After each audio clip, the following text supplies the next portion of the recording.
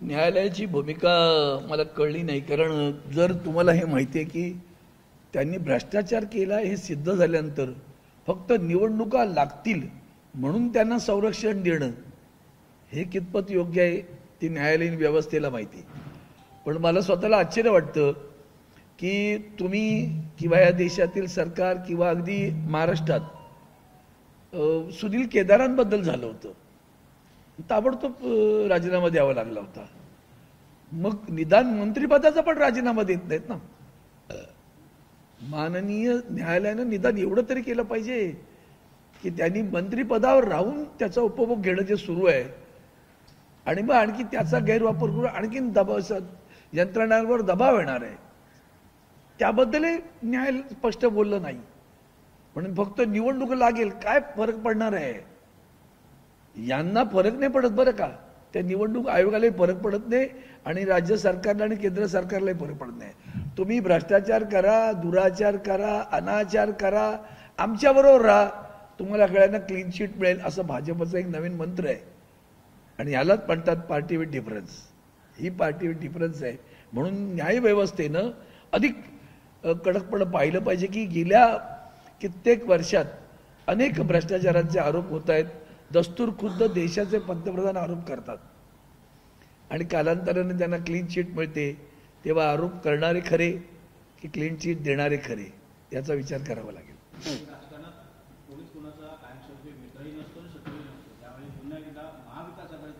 सरकार येईल असे काही प्लॅनिंग जे प्रजामुळे इथे सुरू असताना पाहायला मिळते. विशेषतः भाजपवर सत्तेबाहेर ठेवणं असेल, इतर सर्व पक्षांची मोठ आहे ती महाविकास आघाडीवर बांधण्याचा प्रयत्न नाही, असं मला तरी काही वाटत नाही किंवा घडतंय असं कुठे चित्र दिसत नाही. कदाचित ज्यांना सत्तेवर त्या एकत्र राहून युतीत राहून सुद्धा बसता आलं नाही किंवा बसले तरी कारभार करता येत नाहीये, चारी बाजूने चेपलं जातंय, हे लक्षात आल्यामुळे कदाचित हा विचार त्यांच्याकडे सुचला असेल, तर मला कल्पना नाही. पण या विचाराबद्दल आमच्याकडे अशी कोणती बातमी किंवा कोणता विचार झालाय असं मला वाटत नाही.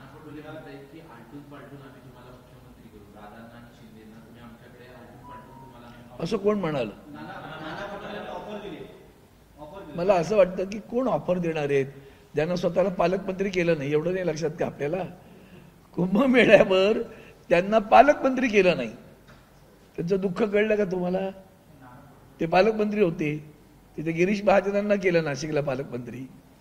मग ही सगळे दुःख आहेत आता त्यांना कळायला लागलंय. हे आदरणीय पक्षप्रमुख उद्धवजी ठाकरे साहेब सतत सांगत होते यांचा हेतू वेगळा आहे, यांना शिवसेना पक्ष खतम करण्यासाठी काय काय करता येईल ते प्रयत्न केलेत. तुम्ही लाचार झालात आणि म्हणून तुम्ही जे केलं कृत्य ते इतकं हिणकस आहे की या तुमच्या संबंध आयुष्याच्या आणि महाराष्ट्राच्या राजकीय कारकिर्दीला काळीमा लावणारं कृत्य तुम्ही केलं. त्यामुळे अशा गोष्टी बोलतोय कोण याला पण महत्व आहे. तुमची क्रेडिबिलिटी काय आहे, तुम्ही कोण बोलताय हे लक्षात घेतलं पाहिजे आपण.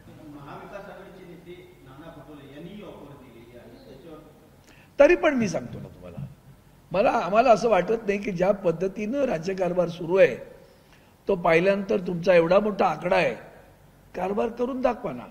एक लक्षात घेतलं पाहिजे, उभ्या महाराष्ट्राला एक गोष्ट लक्षात घेतली पाहिजे की ज्या राज्य सरकारचा अर्थसंकल्प गेल्या वर्षी 675 कोटी रुपयाच्या तोट्यात होता, यंदा तो तोटा 45,000 कोटी रुपयाचा झाला.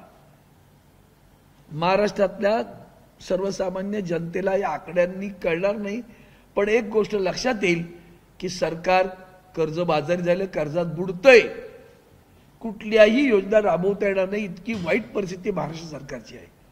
कुठे 675 कोटी, कुठे 45,000 कोटी रुपये, एवढा जर तोटा झाला असेल तर भरून काढणार कुठे? फक्त सत्तेसाठी बहिणींना गंडवलं, त्यातल्या आता बहिणींना घरी पाठवलं, त्यांना रद्द करून टाकलं. आमच्या बहिणी पण बिचाऱ्या भोळ्या, भाव कुठल्या कॅटेगरीचा तिने बघितलाच नाही.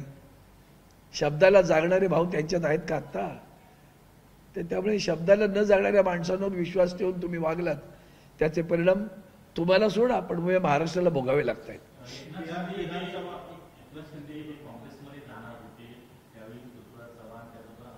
काय नाही ऐकलं नाही मी, इकडे बघत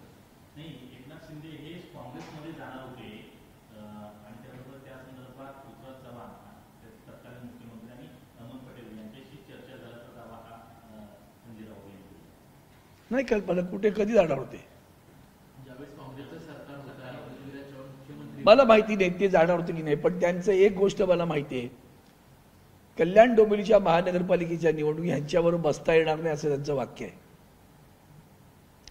यांच्या मांडीला मांडी लावून मी बसू शकत नाही, माझा राजीनामा घ्या असं ते म्हणाले होते. पण ते कुठे जाणार असं म्हणाले नव्हते. ते गेले कुठे हे जगाला कळलेले आता. म्हणजे त्यांच्या बसणार नाही म्हणता त्यांच्याच मांडीवर जाऊन ते पुढे बसले. बिहार विधानसभा निवडणूक जवळ आलेली आहे, तर तुम्ही जेडीयू एक मोठा निर्णय घेण्याच्या तयारीत असल्याचं माहिती जी आहे ती समोर येते आहे. त्यामुळे एनडीए जे आहे ते अल्पमतात जाण्याची शक्यता आहे. त्यामुळे कुठेतरी सत्तांतर दोलनामय परिस्थिती केंद्रात देखील आहे, त्याचा परिणाम महाराष्ट्रात देखील सत्ता करण्यासाठी होऊ शकतो. त्यामुळे केंद्रातलं काँग्रेस सरकारचे काँग्रेसचे नेते हे जरा पडद्यामागून होऊ शकतं. केंद्रामध्ये आजही भारतीय जनता पार्टीचं सरकार नाही हे पहिलं लक्षात घेतलं पाहिजे. त्या सरकारला चंद्रबाबू नायडू आणि नितीश कुमारांचे टेकू लागलेले आहेत. या टेकूंनी हात टेकू आपला जरा दूर केला तर केंद्रातलं सरकार टिकणार नाही, हे सत्य आहे. फक्त ते कधी करतील आणि किंवा करणार नाहीत याबद्दलची शाश्वती दोन्ही नेत्यांबद्दलची देता येणार नाही.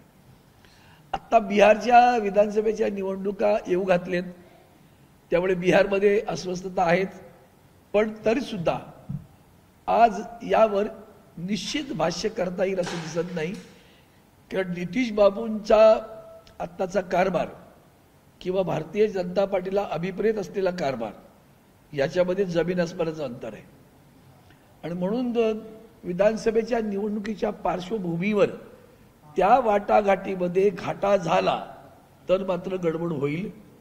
वाटा मिळाला तर कदाचित आता त्यांचं म्हणणं आहे की उद्याचा मुख्यमंत्री नितीश कुमारच होतील असं जाहीर करा. भारतीय जनता पार्टी ते करेल असं मला वाटत नाही. तिथूनच खरी ठिणगी पडणार आहे. मग पुढे बघू. औरंगजेबाच्या देवळीवरून सध्या राजकारण सुरू आहे. नरेश मस्के म्हटले होते की औरंगजेबाची कबर कुठून काढली पाहिजे, हे प्रतीक तिथे राहता कामा नये. पण काही जणांचं म्हणणं आहे की शिवाजी महाराजांचं शौर्य जर दाखवायचं असेल तर ती कबर राहणं तिथे महत्वाचं आहे. तुमचं काय एकंदरीत यावर? मला वाटतं यावर हे असले भाष्य करणं आहे ना, हे सोडा पहिलं. औरंगजेब क्रूर कर्मा होता हे स्पष्ट आहे, स्वच्छ आहे, त्याच्याबद्दल बोलण्याची गरज नाही.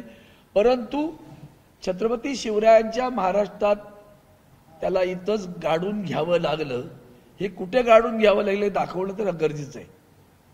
नाही तर ते तुम्ही काढूनच टाकता. औरंगजेब कुठे गाडला गेला माहिती नाही, तो या महाराष्ट्रातच गाडला गेला, हे आवश्यक आहे. फक्त त्याचं ग्लॅमरायझेशन करण्याचा जो प्रयत्न होतो तो अतिशय निषेधार्ह आहे. एका क्रूर कर्म्याला इथंच गाडलं महाराष्ट्रानं, ते दिसणं आवश्यक आहे.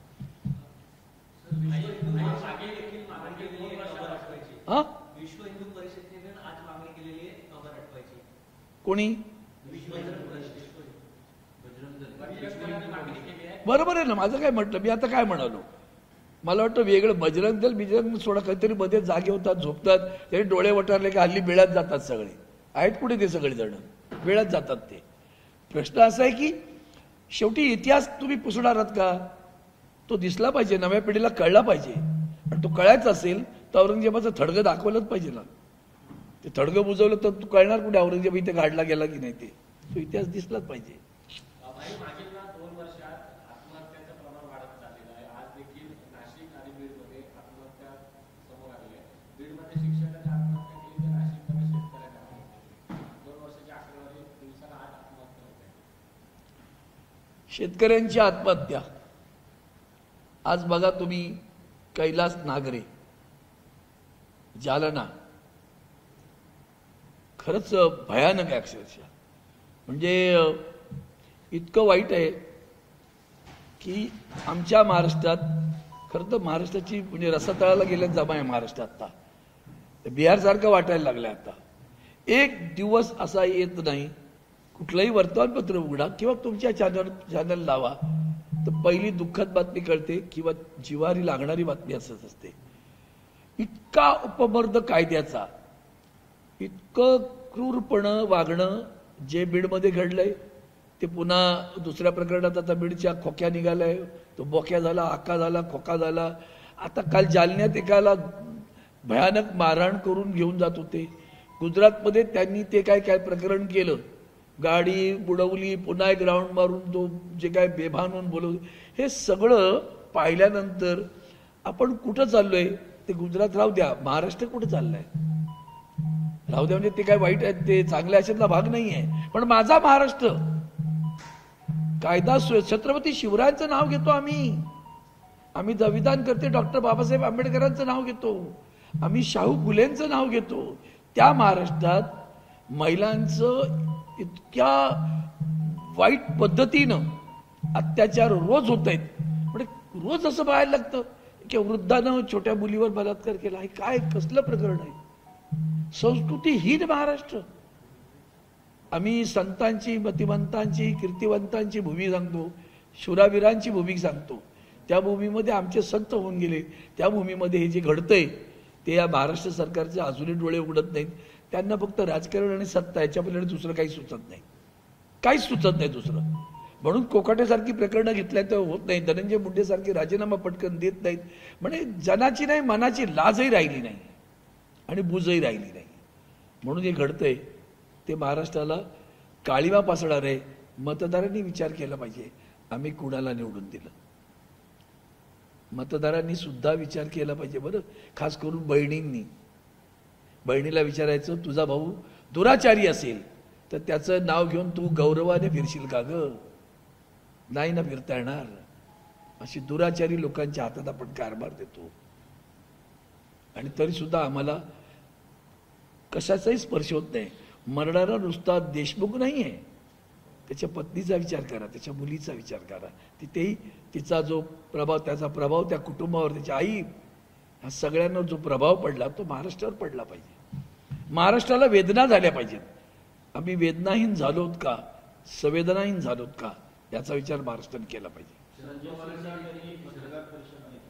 शिरसाट यांनी पत्रकार परिषद घेऊन सांगितलं पुन्हा एकदा की 2019ला महाविकास आघाडीचं सरकार स्थापन करताना उद्धव ठाकरे हे मुख्यमंत्री होत होते. मात्र त्यांना संजय राऊत हे काही आमदारांचा गट तयार करून स्वतःला मुख्यमंत्री करण्याचा प्रयत्न करत असेल. कधीच नाही हो. ह्यांना नाही. खरं सांगू तुमच्या माध्यमांचा फार गैरवापर होतोय आता सध्या. आम्ही म्हणजे त्याच्यात मी असं म्हणणार नाही, सत्य बोलणाऱ्याचं बातमी फार वेळ दाखवली जाणार नाही.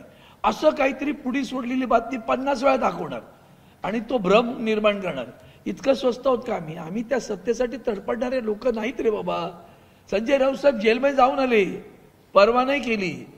अरविंद सावंतांनी राजीनामा दिला, परवा नाही केली. आजही आम्ही तिथेच आहोत मातोश्री, तोच आमचा रायगड आहे. निष्ठा ज्या गोष्टी आहेत ना, या समजायला फार वेळ लागेल. म्हणून असं काहीतरी पुढ्या सोडायच्या. कधी राऊत साहेबांचं नाव घ्यायचं, दुसऱ्या राऊतांचं नाव घ्यायचं कोणाचं, आणि लोकांना भ्रमित करत राहायचं. त्यात माध्यमांचा गैरवापर करायचा. हा जो गैरवापर आहे ना, हा तुम्ही सत्य आलं पाहिजे मागते. म्हणून मला वंदनीय शिवसेना प्रमुखांचं वाक्य आठवतं, फार म्हणाले सांगायचे ते, news is sacred, comments free. बातमी पवित्र आहे, ती तशी आहे तशी दाखवा. कॉमेंट तुम्हाला अधिकार आहे काय करायचं तो करा, पण बातमीमध्ये मी कसा येतो, तो मी येतो म्हणून गडबड होते सगळी.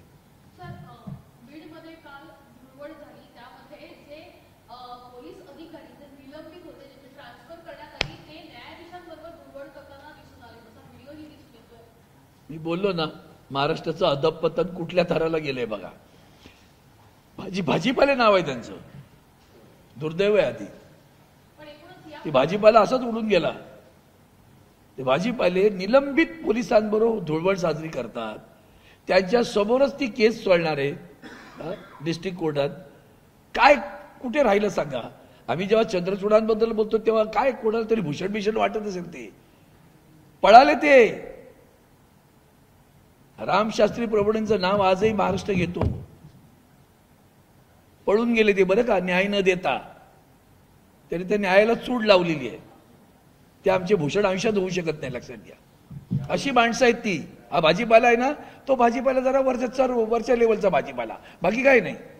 ते त्यातलेच आहेत, तेही त्यातलेच. त्यांना हिंमत झाली नाही न्याय द्यायची. न्याय न देता पळाले. ताशेरे केवढे झाडले त्यांनी. त्यांचे ताशेरे बघा, मग कळेल. शिवसेनेच्या बाबतीतल्या केसमध्ये 2.5 वर्षात त्याला न्याय देता आला नाही. टाइमपास केला त्यांनी. पळालेली माणसं आमची भूषण होऊ शकतात, कोणाची होतात त्यांची होऊ दे.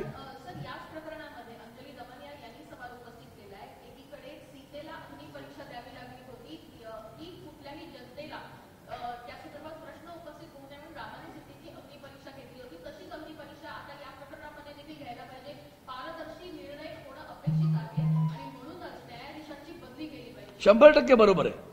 100% त्यांच्या मताशी मी 100% सहमत आहे. त्या भाजीपाल्याला घरी पाठवा.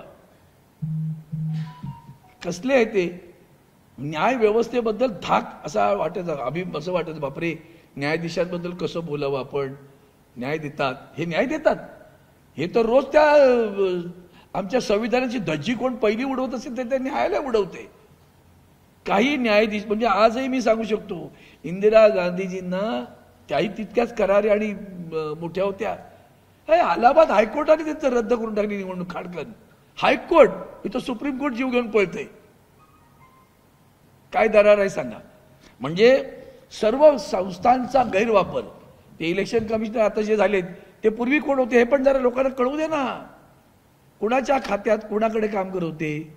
मागच्या लढीत त्यांनी ह्यापूर्वी कोणाची वकिली केली होती. तेही सरन्यायाधीश झाले बरं का थोडे दिवसासाठी. ते कोणाची वकिली करत होते. सरन्यायाधीशांना ज्याच्याबद्दल केस चालू आहे कोर्टात त्या मुख्यमंत्र्याला सरन्यायाधीश ताजमध्ये भेटतात. कशी राहील न्यायाची व्यवस्था.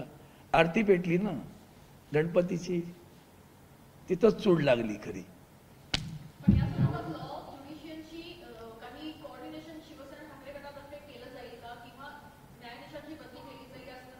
मला असं वाटतं आम्ही आग्रह करणं त्यांची बदली झाली पाहिजे. मस्साजोगमध्ये झालेल्या प्रकरणात देशमुखांच्या कुटुंबाला न्याय, बिचारा तो गेला, कुटुंबाला न्याय मिळाला पाहिजे. आता तो न्याय मिळायचा असेल तर असले हे जे काय आहे ना अख्खं बीड, म्हणजे असं कधी कधी वाटतं जसं मणिपूर केंद्रशासित करायला हवं होतं, त्याला 2.5 वर्ष 2 वर्ष खाल्ली त्यांनी. दुसरं कोणाचं राज्य असतं तर तिथं सुद्धा देशाच्या संस्कृतीची विटंबना झाली. हिंदुस्थानच्या संस्कृतीची विटंबना मणिपूरमध्ये झाली. देशाच्या पंतप्रधान अजूनही बरं काढलं नाही बरं का. युक्रेनचं युद्ध मिटवायला ते मार्गदर्शन करतात आणि स्वतःच्या घर जळते ते बघायला पहिलं मणिपुरात.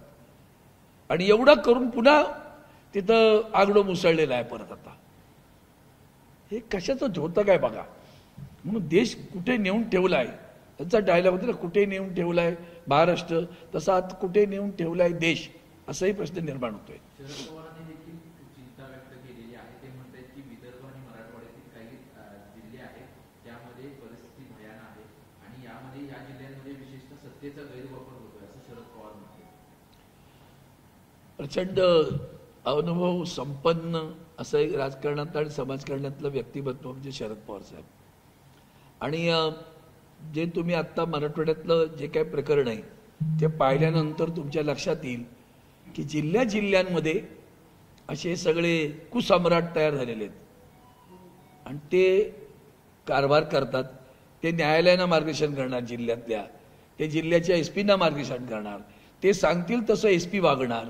त्यामुळे पोलिसांची जो धाक होता, जो वकूब होता, जी क्षमता होती ती दिसतच नाही ना आता. कधी अजिबात दिसत नाही. कोणी त्याला न्याय. इथं पोलीस स्टेशनमध्ये बंदूक घेऊन गोळी झाडली हो, पुंगळी मिळाली, त्यांच्यात पिस्तूलातून गेली, सगळं झालं ना. आमदारांचं पिस्तूल पण तुम्ही अजून ताब्यात घेतलं नाही. कुठं राहील कायदा सुव्यवस्था. तो बोर्लीचा आमदार होतो, हातपाय तोडा मी टेबलवर देतो जामीन. कशी राहील कायदा सुव्यवस्था. मंत्री रोज काल तर मी निधी सुद्धा देणार नाही.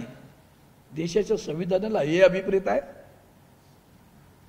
हिंदू मुस्लिमांबद्दल बोलतात, छत्रपती शिवरायांबद्दल बोलतात, कशाचा अभ्यास नाही. बस काल काय बोललो, आमच्या काय मालवण कोकणात म्हण आहे, निस्क्या निस्क्या लाज नाही. काल काय बोलले तो आज माहिती नाही, असं आहे का. काल काय बोलले तर आज नाही. काल काँग्रेसमध्ये होते तेव्हा यांना काय शिव्या घालत होते ते जरा दाखवा एकदा. मग काँग्रेस गेल्यानंतर काँग्रेसला काय शिव्या घालतात ते पण दाखवून द्या. रोज सरड्यासारखी रंग बदलणारी माणसं निष्ठेच्या बाबतीत, इतिहासाच्या बाबतीत, संस्कृतीच्या बाबतीत बोलतात. कशाचा अभ्यास नाही रे. आणि तरी देवेंद्र फडणवीस गप्प राहतात. वर तो सांगतो सागरमध्ये आमचा बाप बसलेला आहे. म्हणजे काय, मी काही करीन, मला कोणी हात लावू शकत नाही. ही लोकशाही बरं का, ही लोकशाही. महाराष्ट्राचा मंत्री असा वागू शकतो. चलो धन्यवाद.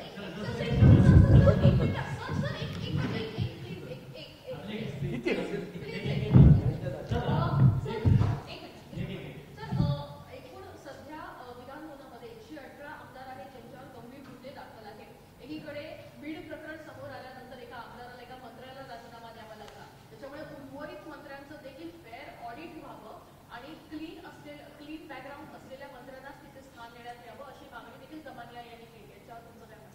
मला वाटतं असंच असायला पाहिजे.